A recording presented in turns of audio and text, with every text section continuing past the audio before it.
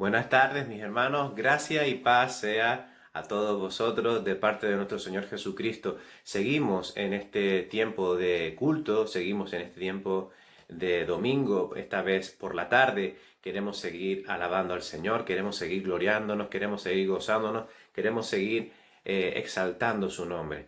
Y en este culto de la tarde yo te invito a que dejes todo lo que estés haciendo, te sientes como dice nuestro pastor, con esa taza de café y podamos juntos alabar al Señor en esta tarde. Yo te invito a que inclines tu rostro, a que cierres tus ojos y que juntos oremos al Señor. Padre Celestial, Señor Jesús, Padre Eterno, Creador, te damos las gracias, Señor, porque tú has permitido un tiempo más, Señor, en este domingo, en esta tarde, Señor, para exaltar y bendecir tu santo y bendito nombre. Gracias te damos, Señor, porque eres bueno, maravilloso. Gracias a ti, Señor, porque tú eres quien nos da, Señor, este querer como hacer por tu buena voluntad, Señor, de reunirnos por segunda vez en un día como hoy, Señor. Gracias por todos mis hermanos que se reúnen conmigo y gracias, Señor, porque estamos aquí delante de tu presencia para darte las gracias, Señor, una vez más por todo lo que haces por nosotros, Señor. Gracias por protegernos, gracias por estar siempre a nuestro lado y gracias por poner en nuestras bocas las palabras, Señor, de tu evangelio para predicar a aquel que todavía no ha visto tu luz admirable. Señor, queremos rendirte honor y gloria en esta tarde, Señor. Queremos, Señor, alabarte con todo nuestro corazón, alma y mente. Y queremos, Señor, también queremos reflexionar en tu palabra, Padre Celestial. Queremos escuchar tu voz, queremos oírte y queremos no solamente oírte, sino queremos obedecerte, Señor. Sé tú, Señor, por medio de tu Espíritu Santo, perfeccionando la obra en cada uno de nosotros, Señor. Gracias te damos por todo, Señor. Rendimos este culto en tu nombre, en el nombre que es sobre todo nombre, en el nombre de nuestro Señor y Salvador Jesucristo. Amén. Hermanos, dice el Salmo 150 que todo lo que respire alabe al Señor. Así que vamos a ponernos de pie y con gozo vamos a alabar a nuestro Creador. Amén.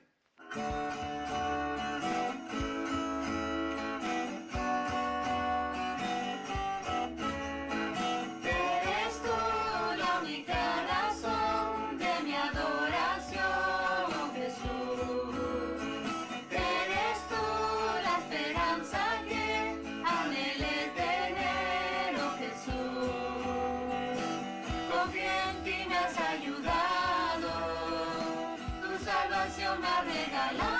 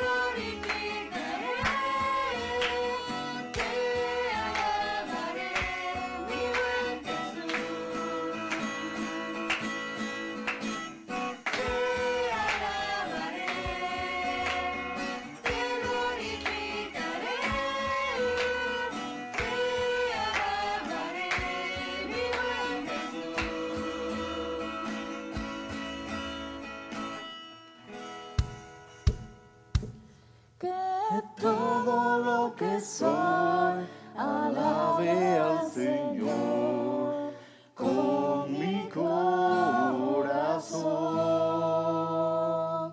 De tu grande amor cantaré, tu nombre alabaré.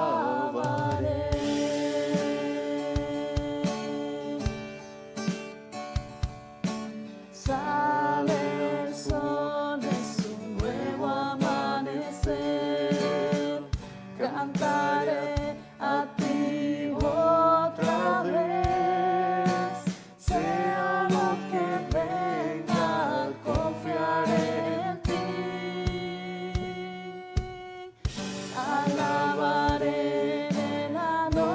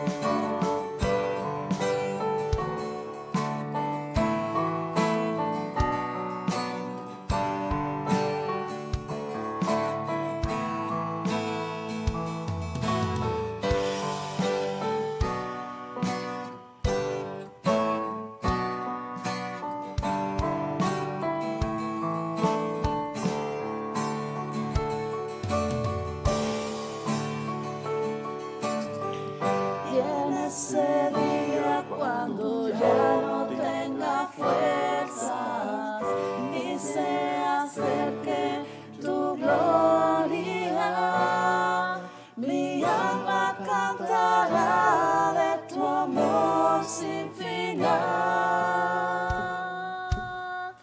10,000 años y para siempre más.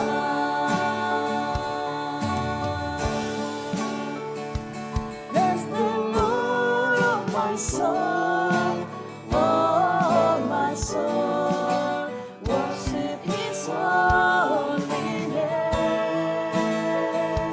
Sing like never before, oh my soul, worship His holy name. Worship His holy name. Worship His holy name.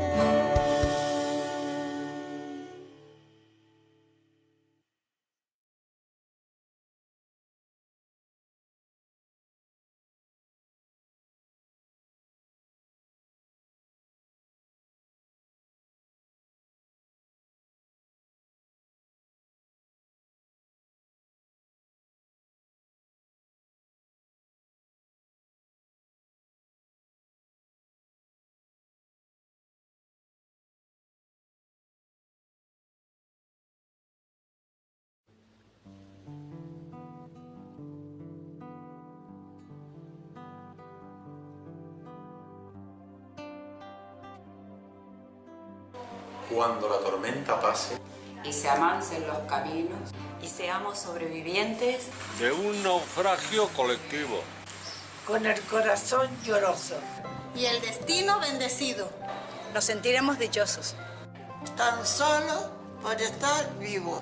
Y le daremos un abrazo Al primer desconocido.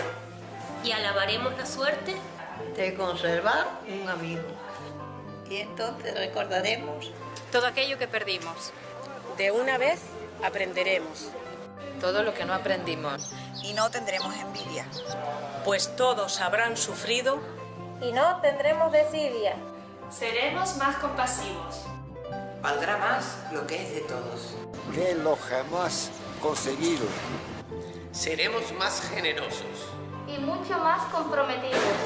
entenderemos lo frágil. ¿Qué significa estar vivos? Sudaremos empatía. Por quien está y quien se ha ido. Extrañaremos al viejo. Que pedía un peso en el mercado. Que no supimos su nombre. Y siempre estuvo a tu lado. Y quizás el viejo pobre Era tu Dios disfrazado. Nunca preguntaste el nombre. Porque estabas apurado. Y todo será un milagro. Y todo será un legado. Y se respetará la vida. La vida que hemos ganado. Cuando la tormenta pase, Te pido, Dios, apenado, que nos devuelvas mejores. Como nos habías soñado.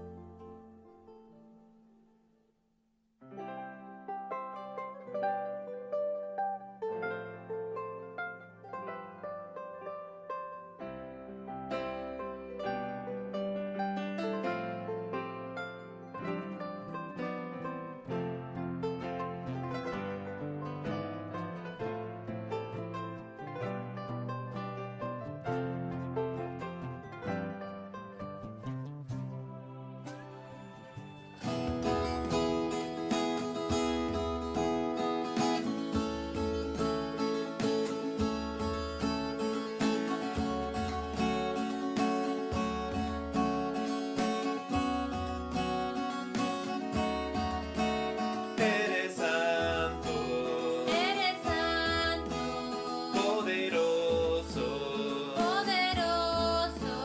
eres digno Eres digno de alabar. de alabar. Yo te amo, Yo te amo, yo te sigo yo te sigo. y por siempre Y por siempre te seguiré. te seguiré.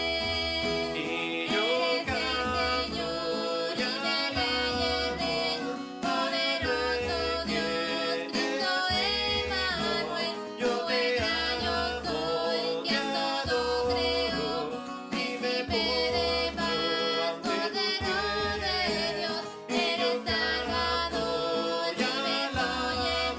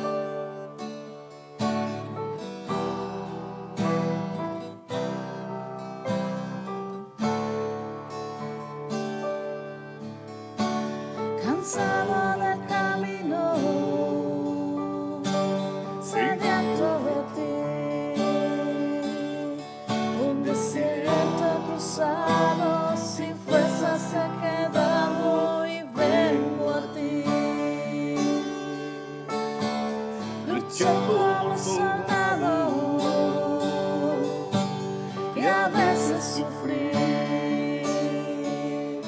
Y aunque la lucha he ganado, mi armadura he desgastado, vengo a ti. Sumérgeme en el río de tu espíritu. Necesito refrescar este seco corazón sediento de ti. Sumérgeme en el río de tu espíritu. Necesito refrescar este seco corazón sediento de ti. Cansado del camino, sediento de ti. Un desierto he cruzado, sin fuerzas he quedado y vengo a ti. Luché como soldado y a veces sufrí. Y aunque la lucha ha ganado, mi armadura ha desgastado, vengo a ti. Sumérgeme en el río de tu espíritu. Necesito refrescar este seco corazón sediento de ti.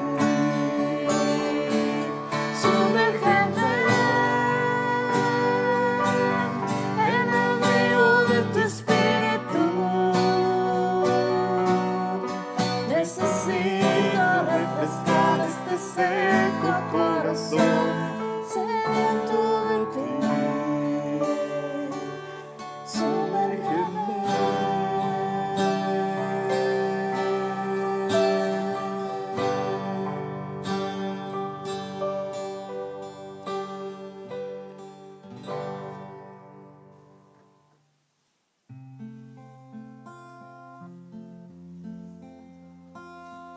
Tus ojos revelan que yo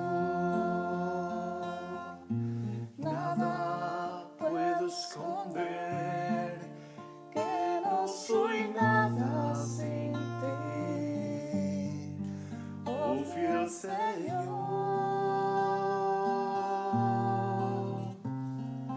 Todo lo sabes de mí cuando miras el corazón, todo lo puedes ver muy dentro de mí. Lleva mi vida a una sola verdad,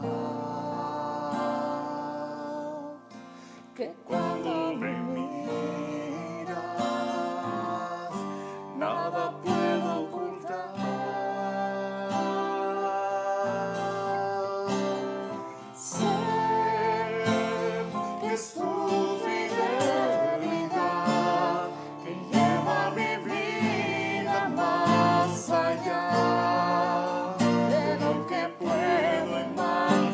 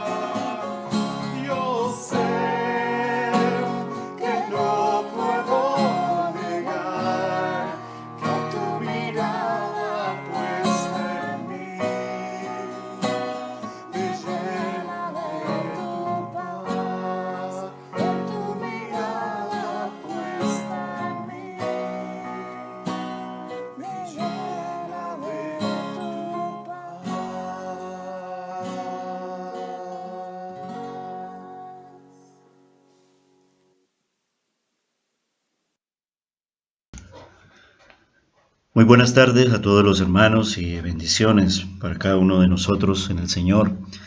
Y también un saludo muy especial a todos aquellos amigos de la iglesia y a todos aquellos que tal vez nos estén escuchando, a los oyentes o incluso que nos estén viendo a través de estos medios, los televidentes. Un saludo muy especial de la Iglesia Cristiana Evangélica de Recife. Que el producto que vemos en el sentido de ofrecer un culto, un servicio para honrar y alabar a nuestro Señor y predicar su palabra, no es el producto de una sola persona. Primeramente es el Señor poniendo toda esa sabiduría y todo ese poder para que nosotros podamos desarrollarlo de esa manera. Pero hay una cantidad de hermanos detrás de todo esto, yo el último, por supuesto. Hermanos y hermanas que pues sirven en la iglesia. Recordamos a nuestras diaconisas, a Nora, a Hilda, hermanas que se llaman entre ellas, que apoyan en las llamadas a las hermanas, que incluso les leen la Biblia, están con ellas, etcétera, etcétera. O incluso Hilda, que nos enviaba esta tarde el saludo del cristiano, del cual iniciábamos con un extracto de ello, para alegrarnos en el Señor y regocijarnos de que venimos al culto también en la tarde. Y antes de pasar la predicación de la palabra y dar gracias a todos ellos por medio de la oración, Jesús mismo coordinando la alabanza junto con todo el equipo, personas como Leonor, como Laura, los coristas, Reinaldo, en fin, también dirigiendo el culto, también ahí en la parte técnica, con todo el manejo de estas tecnologías. Igualmente Walter, nuestro hermano Elkin, sirviendo en la tesorería, en la parte administrativa, también muchos de nuestros hermanos, en fin, las mujeres con Sandra, Jesús y Ruth con los jóvenes. Seguimos intentando reunirnos, congregarnos, servirnos, encontrarnos, haciendo iglesia todos los días. Lo que hacemos el domingo, que es la parte central, no es lo único que hacemos. Hoy es el día máximo, por así decirlo, pero nuestro día a día es honrando, viviendo y adorando al Señor como nuestro respirar. Y antes de pasar pues a la predicación de la palabra, dando gracias y pidiendo perdón si algún nombre se me escapa, esto es un poco general, pero cada uno de ellos sabe y en el Señor cuánto podemos recibir de la bendición, de decir el Señor, bien buen siervo. Queremos hacerlo de la mejor manera posible.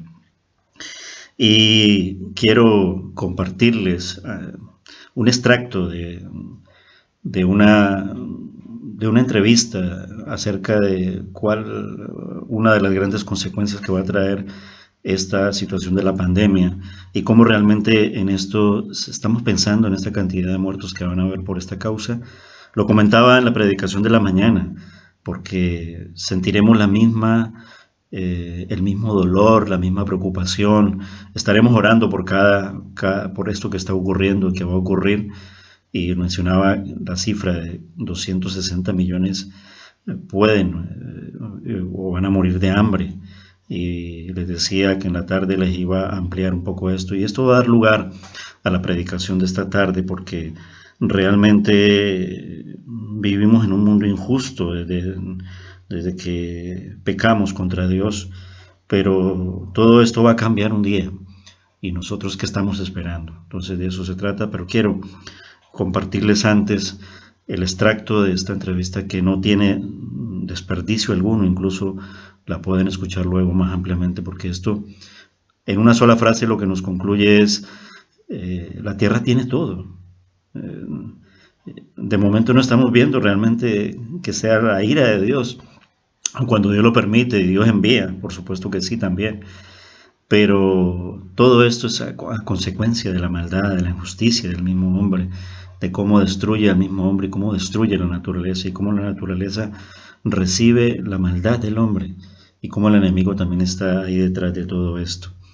Pues bien, quiero compartirles para que podamos hacer una predicación en torno a la esperanza y el mensaje del Evangelio que nos habla de salvación y que nos habla de una promesa de que Él hará cielos nuevos y tierra nueva en una humanidad nueva, libres del pecado, un mundo perfecto que será posible por medio de nuestro Señor Jesucristo.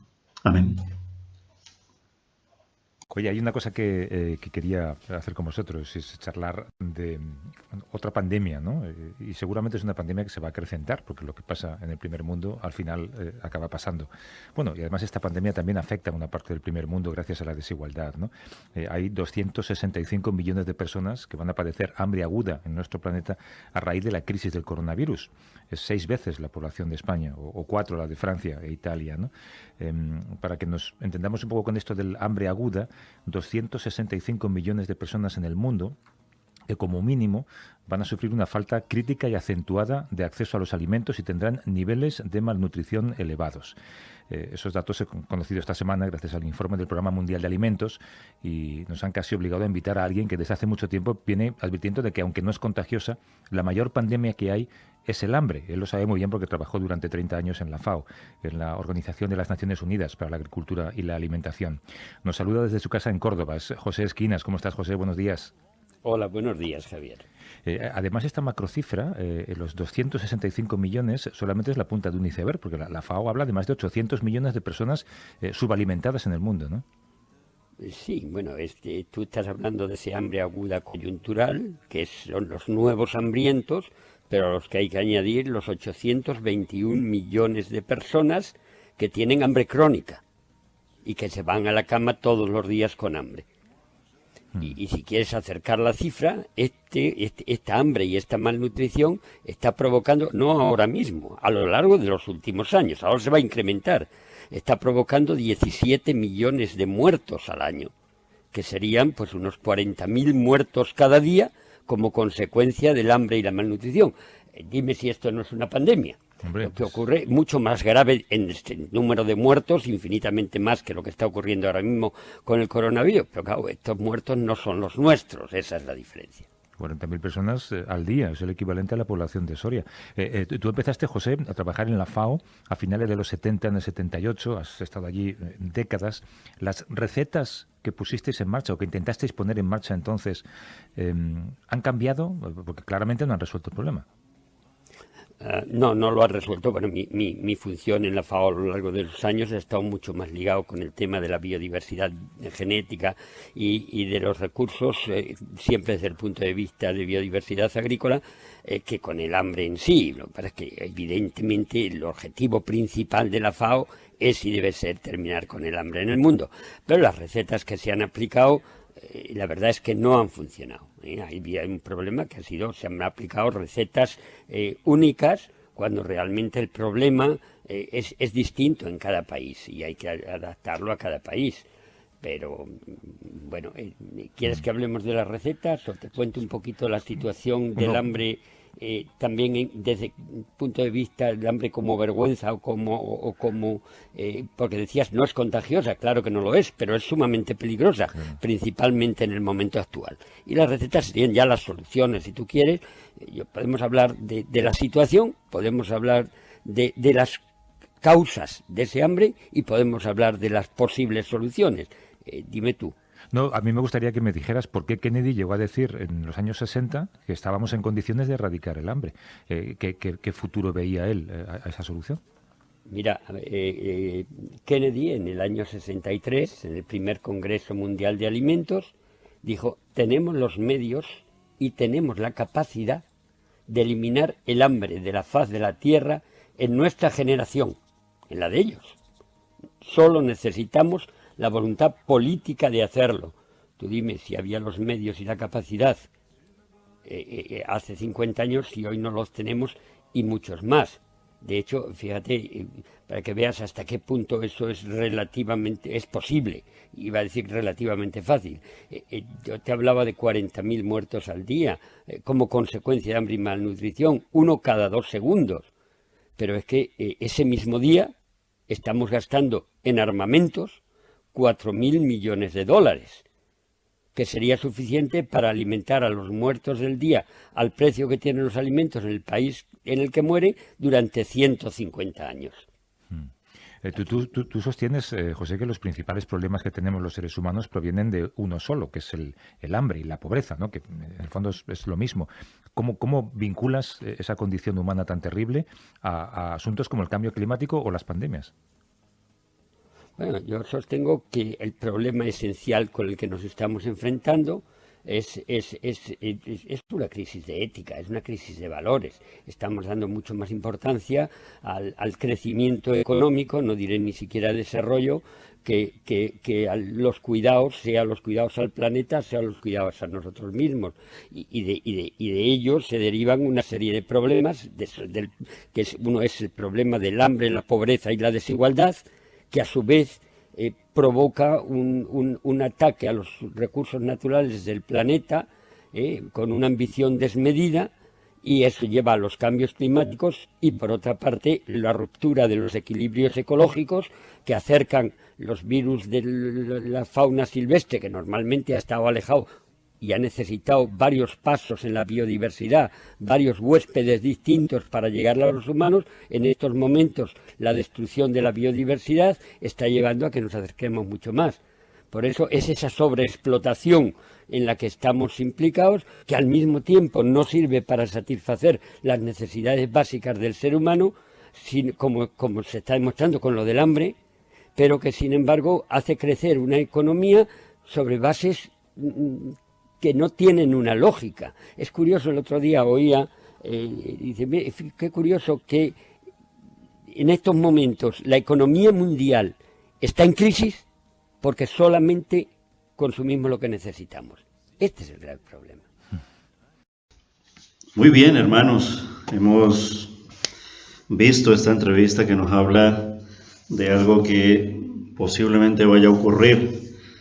Se habla de una hambre, estando la tierra provista de tanto alimento, pero bueno, ese es otro tema que el mundo lo analizará. Lo quiero traer en el sentido de que todo esto es el problema que tenemos nosotros con nuestro Dios, pero realmente cómo debemos de vivir nosotros los cristianos, ¿no?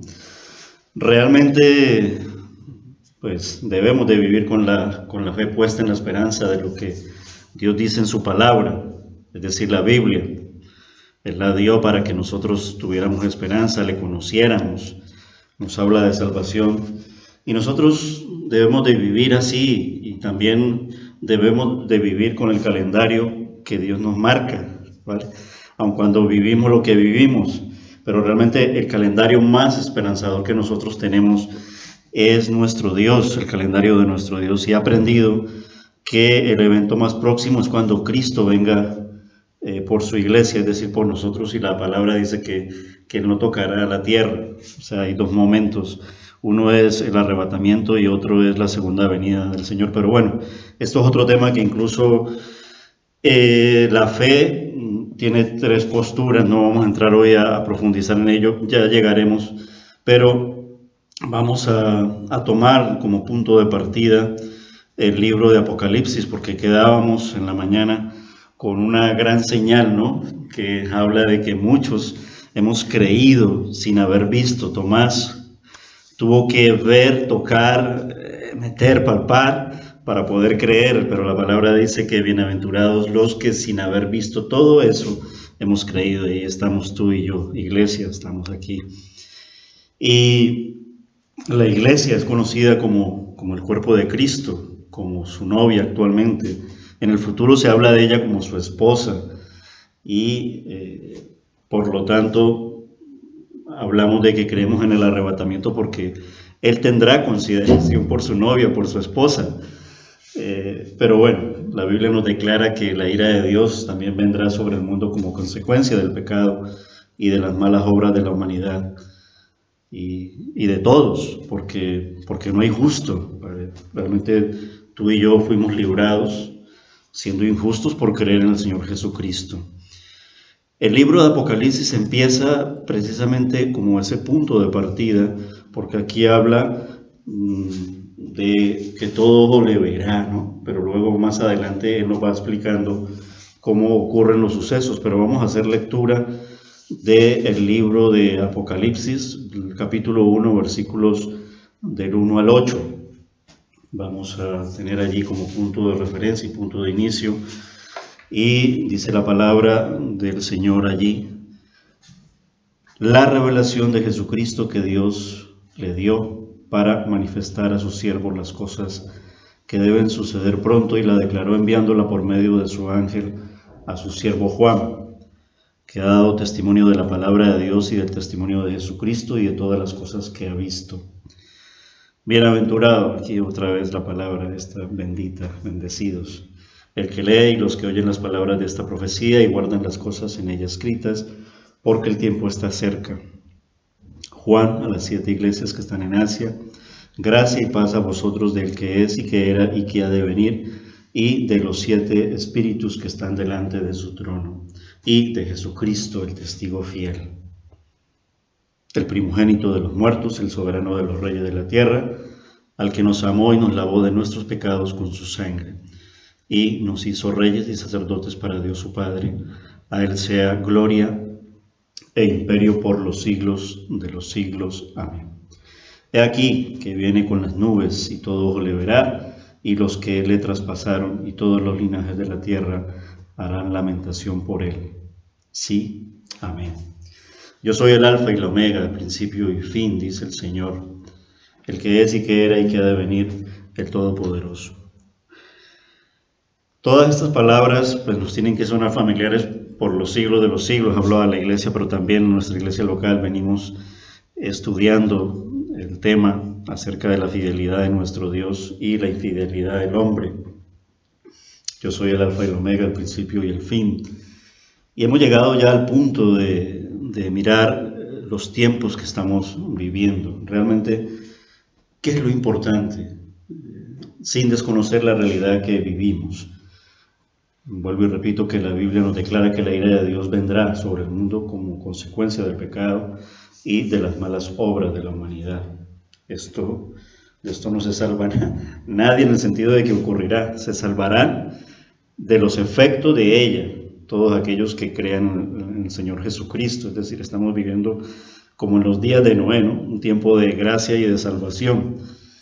Y volviendo a retomar la parte en que habíamos quedado sobre el momento de la crucifixión, la resurrección de nuestro Señor Jesucristo y su ascensión, la iglesia del primer siglo esperaba con mucha expectativa el regreso de nuestro Señor Jesucristo, como también debe ser para nosotros hoy en día.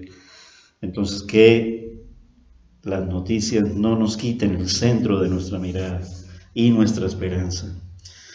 Se les enseñaba por medio de la palabra a los líderes de la iglesia, entre los mismos hermanos, que debían estar atentos a su segunda venida, pues el Señor podía regresar en cualquier momento. Y esto es lo que nuestro Padre Celestial espera de la iglesia, que continúe con esa expectativa del regreso de su Hijo, el Señor Jesucristo. Sin embargo, sabemos que entre más bendiciones tengamos, o lo contrario, entre más problemas nos puedan estar ocurriendo, nos vamos desvirtuando de la esperanza, es decir, no dedicamos mucho tiempo para pensar en lo determinante. Y me explico: en el cielo, en la vida eterna y en el regreso. Porque el Señor prometió que haría cielos nuevos y tierra nueva y una humanidad nueva. Y todo esto tiene que ocurrir, porque tiene que ocurrir. Que nos pilla a nosotros ahora viviéndolo aquí. Gracias a Dios que nos ha pillado en este tiempo. ¿Qué tal en los otros tiempos o en los próximos tiempos? Y la iglesia del primer siglo, porque realmente esta carta fue escrita, la última carta, y la revelación directamente, toda desde el principio, es como si lo hubiera escrito el Señor Jesucristo, que no la escribió, pero que se la dijo a su apóstol, a su amado discípulo, el apóstol Juan. Y la iglesia del primer siglo esperaba atentos el inminente regreso de su Señor. 2020 estamos ahora en nuestros calendarios, ¿no?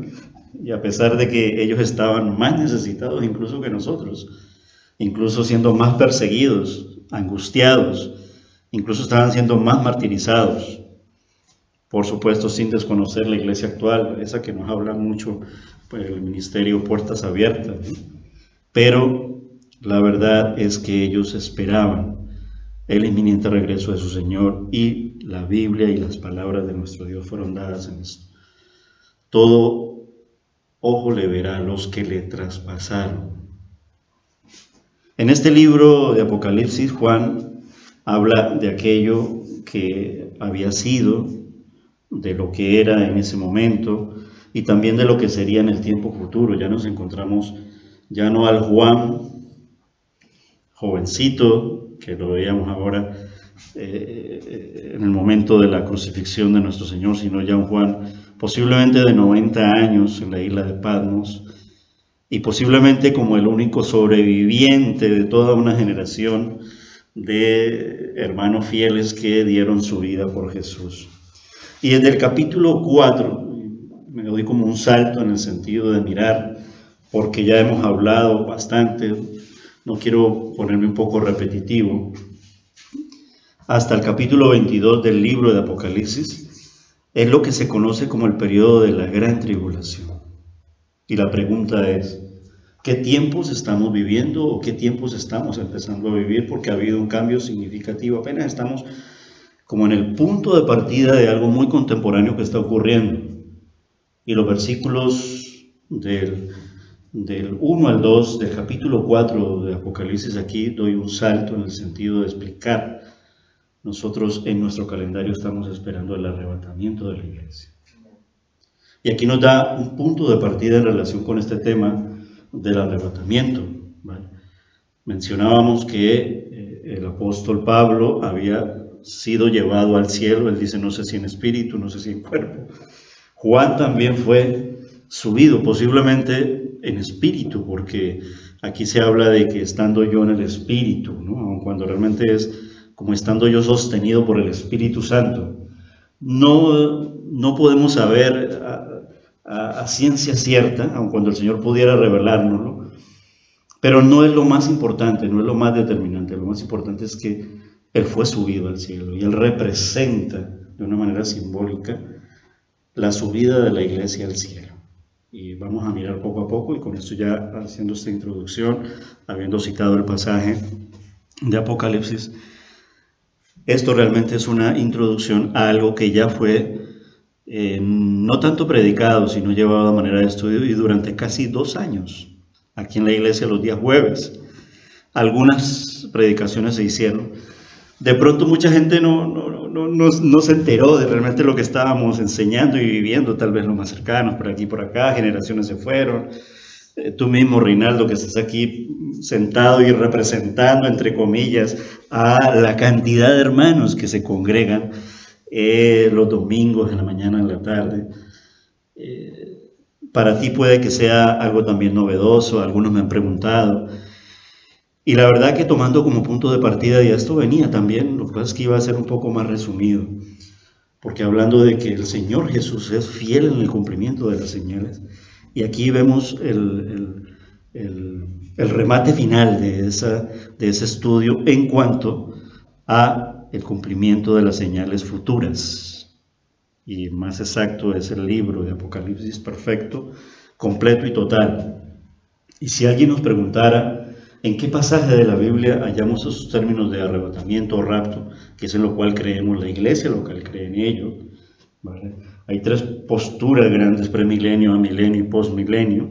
Luego lo vamos a aplicar. Entonces decía, hoy es la introducción de un viaje a través, no sé si vaya a ser a través de predicaciones en el culto de la tarde, porque estamos considerando la posibilidad de que tal vez algunos hermanos dicen que es mucho para los domingos, que ya que estamos confinados, otros que como ya pues ahora sí tengo tiempo de... antes se daba el culto de la tarde porque pues yo trabajaba, entonces ¿para qué tener 2 cultos? Bueno, no es el caso. El hecho es que consideramos también a los hermanos que puedan estar muy, estemos, y me incluyo allí, no paramos de trabajar, otros hermanos siguen trabajando y tenemos responsabilidad en la iglesia. Pero Podemos usar el espacio para los que quieran, de los domingos en la tarde o de cualquier día de la semana. Esto vamos a intentar ponerlo como podcast, ¿no? Como cuando tú haces un programa en la radio y quedan allí para que lleves el estudio. Y hoy va a ser a manera de predicación en el culto de la tarde, una abrebocas, una bienvenida. Vengan, vamos a estudiar, va a llevar un poquito de predicación, va a llevar un poquito de estudio. Entonces hoy vamos a dar unas pinceladas iniciales, pero con sentido también, por supuesto, con propósito y con orden, ¿vale?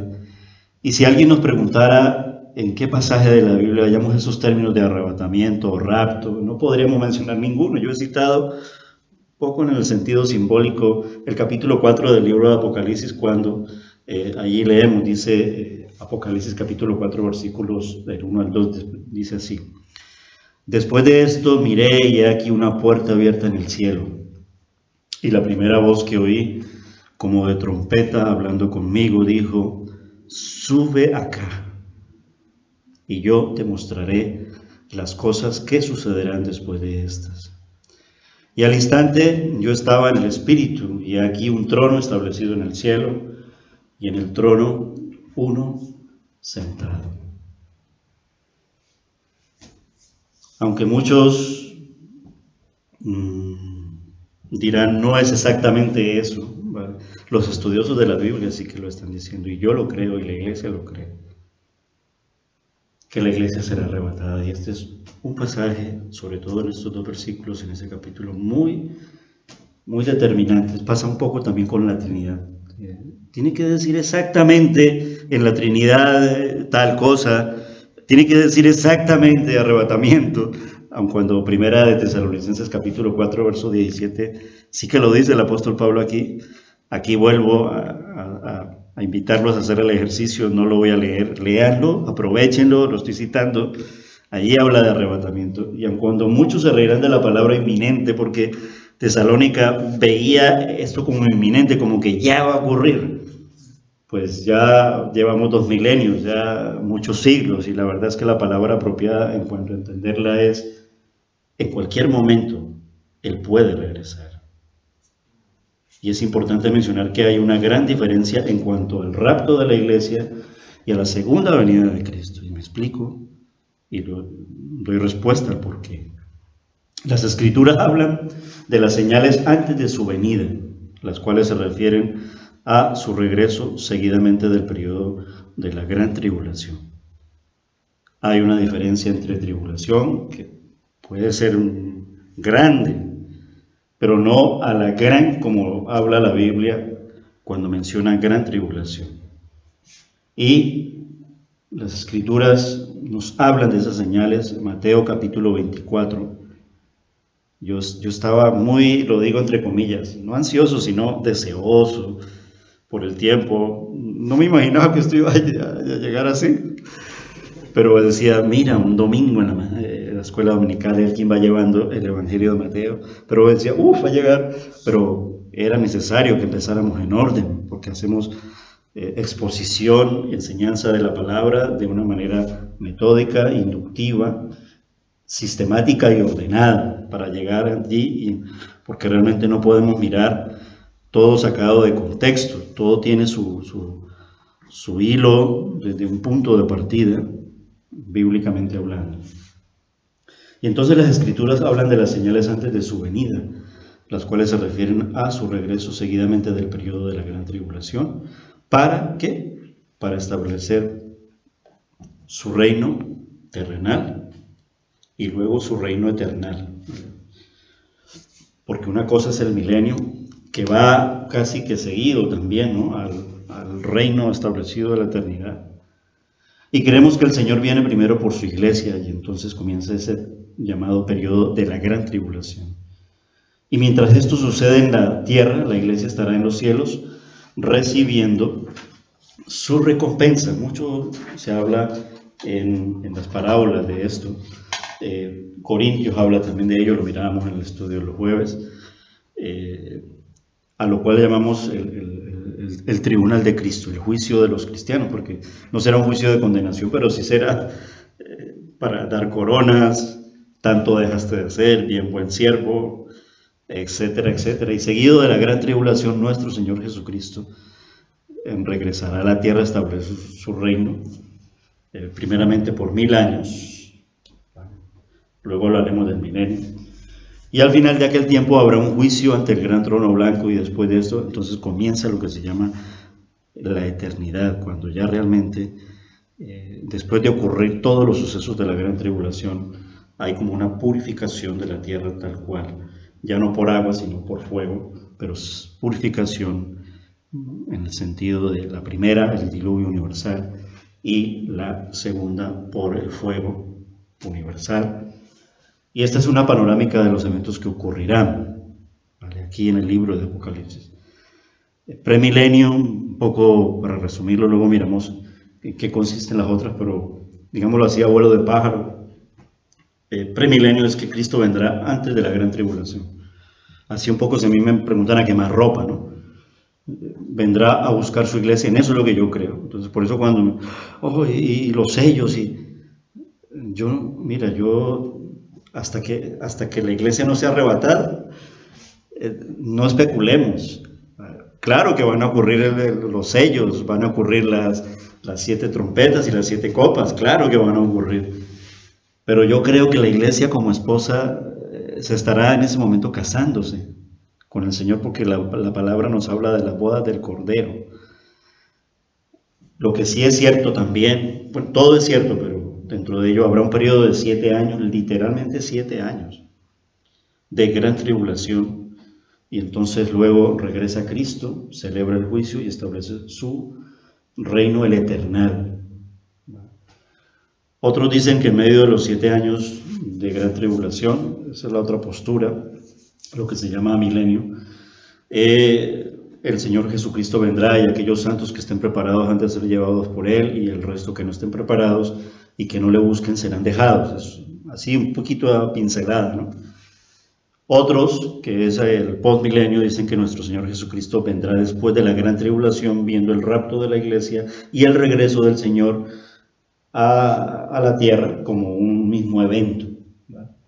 Nótese que en el rapto el Señor no viene a la tierra, sino que Él nos lleva, nos arrebata, ¿vale? Y eso hay muchas muestras pequeñitas que luego lo vamos mirando. Sin embargo, en medio de todo esto, tenemos que tener mucho cuidado de no caer en ser dogmáticos, es decir, entonces el que es amilenio y postmilenio, ese no es mi hermano, y entonces, no, ¿vale? No. Pero sí debemos de tener razones claras. Cuando digo yo creo en el premilenio, no porque decidí creer sin saber. Es decir, para mí muy importante y esperanzador es que la iglesia no pasará por la gran tribulación. El Señor nos da una buena señal, hablando de señales, en el Evangelio de Mateo capítulo 24. Nuestro hermano Elkin, cuando llegue allí, si es que llegaremos, bueno, lo explicará también muy bien en la escuela dominical. Vamos a ver, porque todo va a cambiar mucho, pero bueno, vamos esperando, porque el gobierno, el mundo, el Señor también nos dirá, primeramente nuestro Señor con respecto a nosotros, por supuesto obedeciendo las leyes, obedeciendo los gobiernos, obedeciendo las autoridades, con el principio de que primero Dios. Y en el Evangelio de Mateo, en el capítulo 24, en los versículos del 2 al 3, cuando Jesús salió del templo y se iba, dice así el verso 2, se acercaron sus discípulos para mostrarle los edificios del templo. Yo estoy leyendo la versión Reina Valera 1960. Aquí me gusta mucho leer la Reina Valera 1960. Me decía mi pastor en Colombia hace ya 22 años atrás, 21 años atrás. Él la defendía mucho en el sentido de que una coma, no sé qué, le cambian, y aquí, hombre, por supuesto llevando comparativas, no vamos a decir no vale la Nueva Traducción Viviente, no vale la Nueva Versión Internacional, o la Reina Valera 1995, o la Biblia de las Américas, que para el caso, tanto la Reina Valera 60 y la Biblia de las Américas son muy fieles, ¿vale? Pero tienen un lenguaje un poquito más ahí como de los años 50, entonces por eso es que se habla de que... Pero bueno, utilizando esta Biblia, de traducción. En Mateo capítulo 24, versos del 2 al 3, leía el versículo 2, dice, vuelvo a leerlo, dice, versículo 1 mejor, dice, cuando Jesús salió del templo y se iba, se acercaron sus discípulos para mostrarle los edificios del templo. Respondiendo, él les dijo, ¿veis todo esto? De cierto os digo que no quedará aquí piedra sobre piedra que no sea derribada. Y luego viene un título ahí, señales antes del fin, ya que estamos hablando de las señales. Y estando él sentado en el monte de los olivos, los discípulos se le acercaron aparte, diciendo, dinos, ¿cuándo serán estas cosas y qué señal habrá de tu venida y del fin del siglo?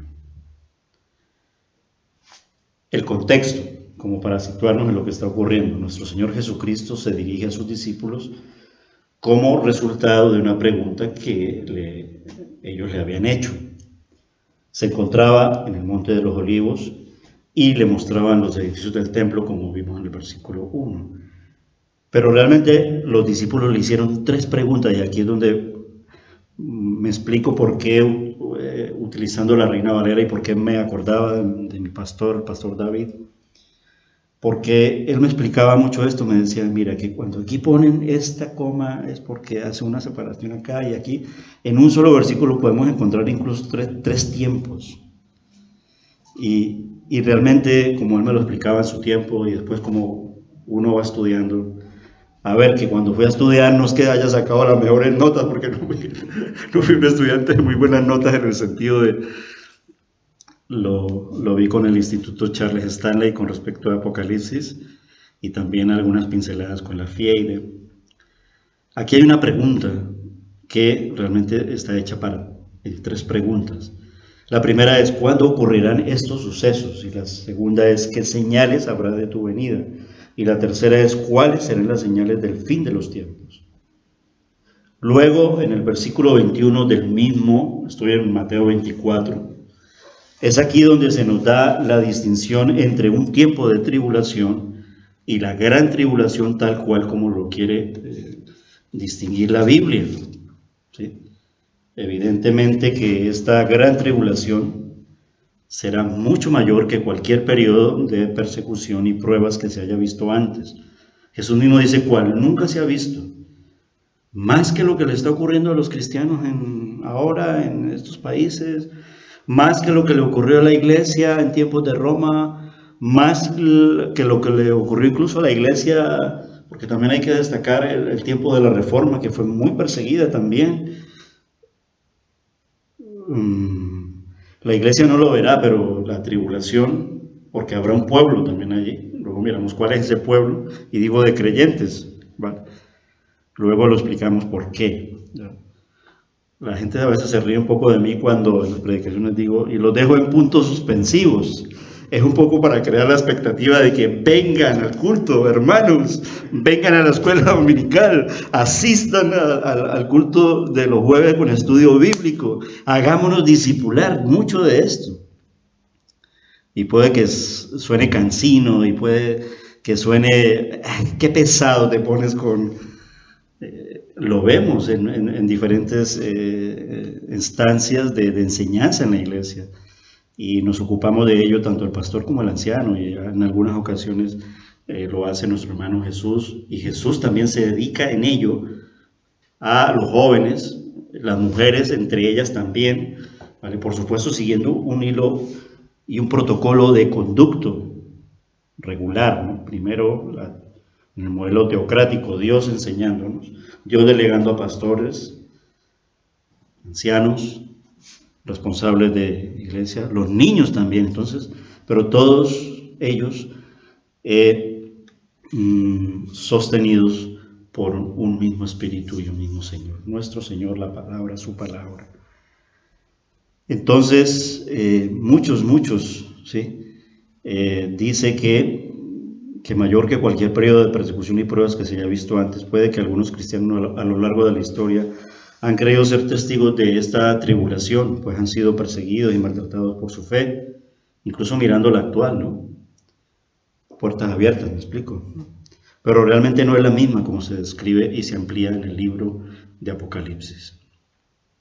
Un aspecto que distingue la gran tribulación de los tiempos de tribulación que hemos vivido antes y tal vez vivamos, digo vivamos, ¿qué ocurrirá antes del rapto, ¿no? Porque ya se está preparando, veíamos aquí, va a haber una gran hambre.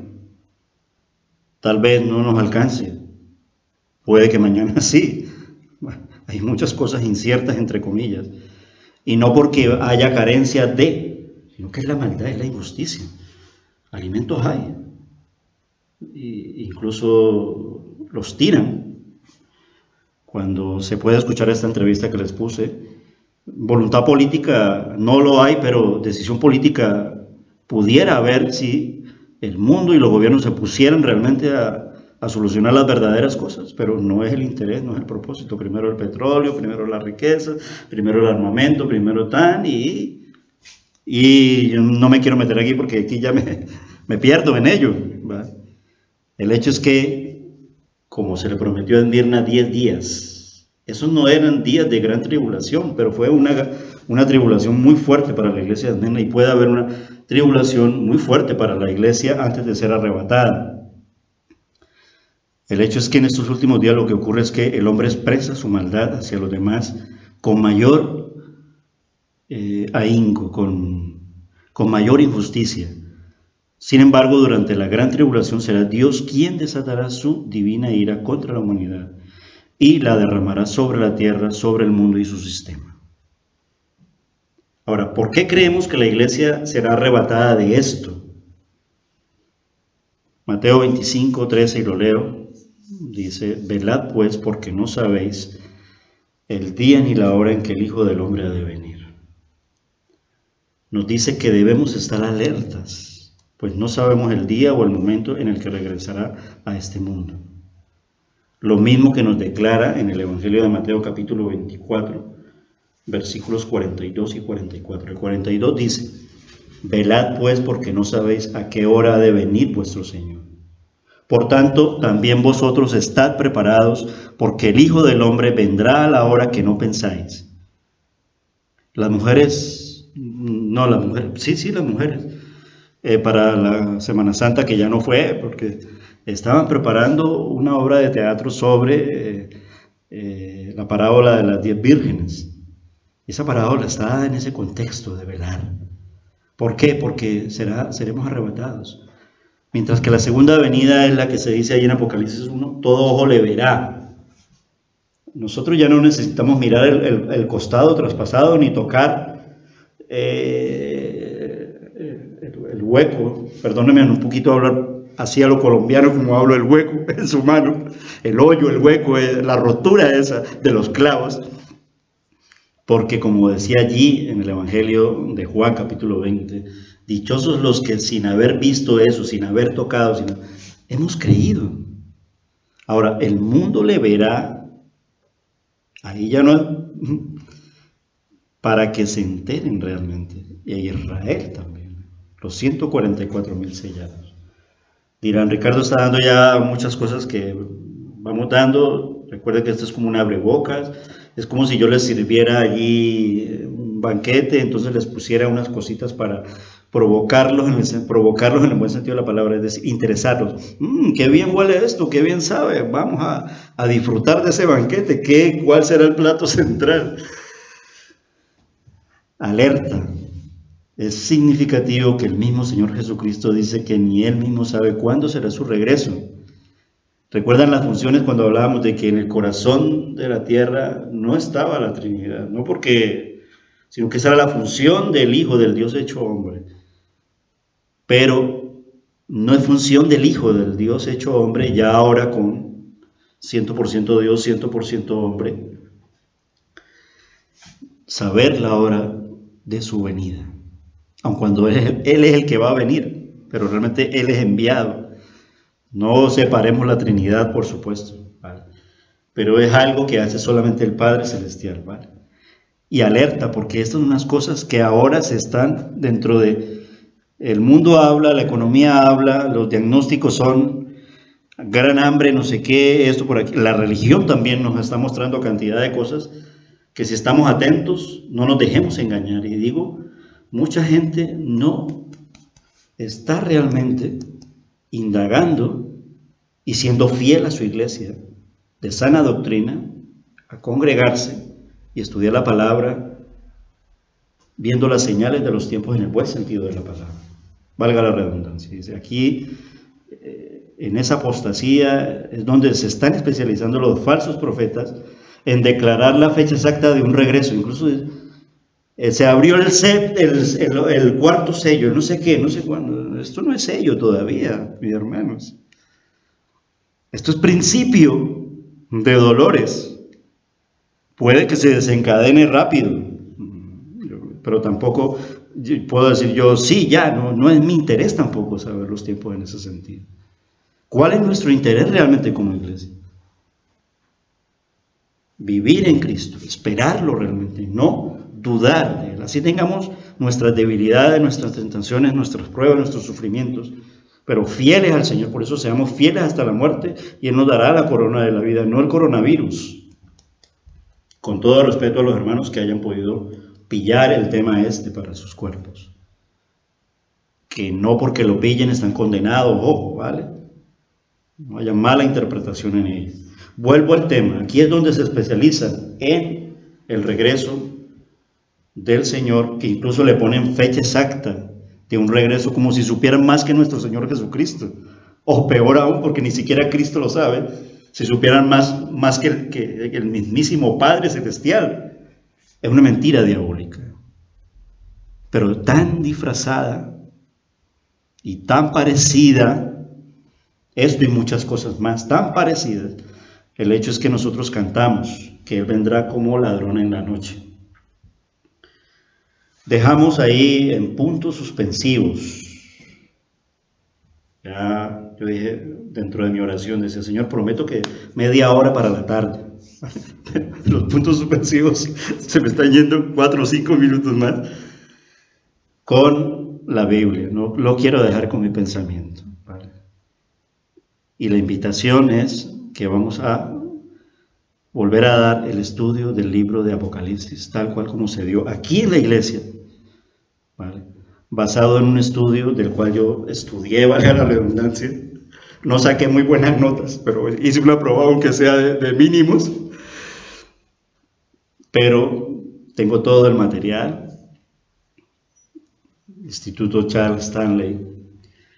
Y mucho de ello viene también ahí dentro del paquete con un teólogo muy bueno que ha inspirado mi vida en muchas bautistas. Hablo de Warren Wiersbe. Y quedamos entonces con Primera de Juan capítulo 3 versos del 2 al 3. Es muy esperanzador, dice, amados, ahora somos hijos de Dios. Esto es lo que somos, ¿vale? Y aún no se ha manifestado lo que hemos de ser. Pero sabemos que cuando Él se manifieste, está hablando de nuestro Señor Jesucristo, seremos semejantes a Él porque le veremos tal como Él es. Versículo 3, y todo aquel que tiene esperanza en Él se purifica a sí mismo, así como Él es puro. Tenemos la esperanza que cuando el Señor Jesús, nuestro Señor Jesucristo, se manifieste en su segunda venida, vendremos a ser semejantes a Él, pues le veremos tal y como es. No sabemos cuándo regresará, pero sí estamos convencidos de que lo hará, y debemos vivir con la expectativa de que puede venir en cualquier momento. Y esta expectativa nos ayuda a vivir en pureza y obediencia a su palabra, hermanos. A partir de Apocalipsis 4, verso 1, dice Warren Wiersbe, lo entrecomillo, dice, todo es profecía. El hecho de que Juan sube en este momento es otra evidencia de que la iglesia no atravesará la gran tribulación. Hay una diferencia, y soy enfático en ello, entre gran tribulación y tribulación, ¿vale? Puede haber una tribulación por el hambre, y podremos incluso, como lo que le ocurrió a Abraham, que por hambre fue desplazado Jacob a Egipto, ¿verdad? Por hambre Abraham mintió, hubo una necedad, dijo, es mi hermana, y salió de allí, y luego, etcétera. Ese estudio lo estamos llevando. Vale, estamos orando mucho al Señor para que, no quiero agobiarlos con los cultos, ¿vale? Está bien, muy bien, pero los hermanos que quieran y puedan,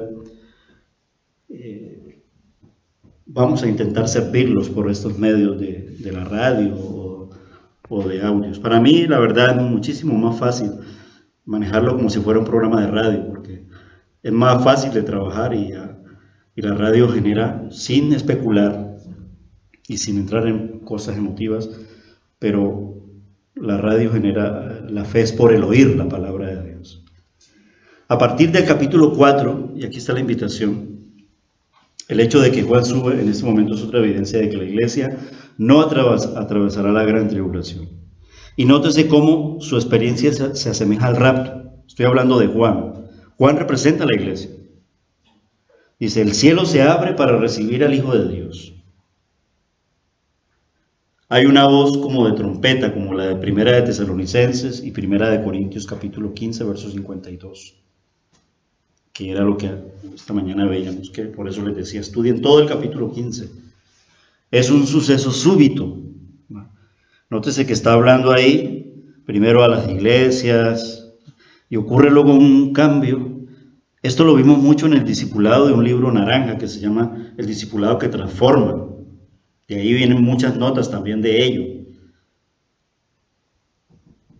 Luego viene al final de la edad de la iglesia. Le habla a las 7 iglesias. Esas 7 iglesias representan la iglesia por los siglos de los siglos todas. Por supuesto que no vamos a pensar que la iglesia cristiana evangélica de Recife es la única iglesia que... Gloria a Dios, porque somos de ella. Pero son muchas. No podemos contarlas nosotros, pero sí el Señor sabe cada una de ellas y cada cabeza, cada cabello, cada molécula, cada átomo, en fin. Viene este hecho súbito al final de la edad de la iglesia, que capítulos 2 y 3 de Apocalipsis es lo que se llama el final de la edad de la iglesia. Lleva a Juan a la sala del trono en el cielo y señala el principio del juicio de Dios sobre el mundo. Hay un trono, ¿eh? Está enseñando el principio del juicio de Dios sobre el mundo. Y allí podemos notar las diferentes puertas. En el discipulado que transforma, es tan rico, les digo, cuando nos detenemos allí. Lo recuerdo cuando lo veíamos en el primer grupito y luego cuando lo llevamos en el otro grupo. Hay una puerta de servicio. Apocalipsis 3, verso 8. La puerta cerrada con Cristo, Apocalipsis 3, verso 20. Y la puerta al cielo, Apocalipsis 4, versículo 1. Y la puerta para salir del cielo, Apocalipsis 19, verso 11. Así de una manera, ¿vale?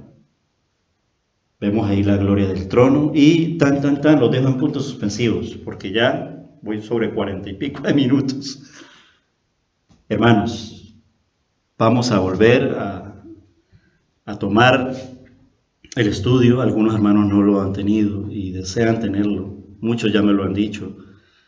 A lo mejor de los que lo hicieron los jueves ni se enteraron, pues también vamos. Yo digo, me enteraré yo también. Y me encantaría repasarlo así de esa manera detenida. Quiero resaltar que también se dio con el libro de Daniel.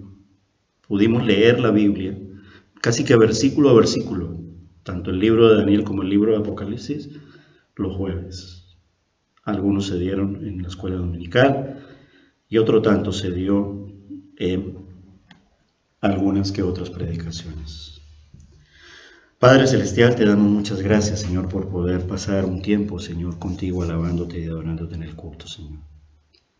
Te queremos dar gracias, Señor, porque pasaríamos horas y horas, una eternidad escuchándote hablar, Señor.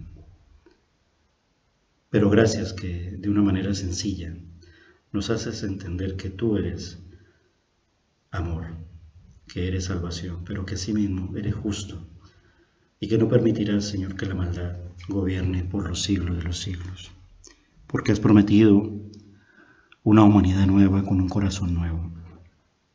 Has prometido cielo nuevo y tierra nueva. Y has prometido, Señor, destruir por completo la maldad. El diablo está herido de muerte y el sistema de este mundo se tambalea. Pero vendrán tiempos engañosos donde aún muchos pensarán que el Cristo ha venido. Nosotros creemos que la iglesia se casará contigo en las bodas del Cordero. Y eso es lo que te damos las gracias. Ayúdanos a anunciar esto hasta que la puerta se cierre, la puerta de lo que se llama el arca de Noé, en el sentido del arca de Noé del tiempo futuro. Estamos en el tiempo de la gracia y te damos las gracias. Bendito eres nuestro Señor, te alabamos y te adoramos en el nombre de Jesús. Amén.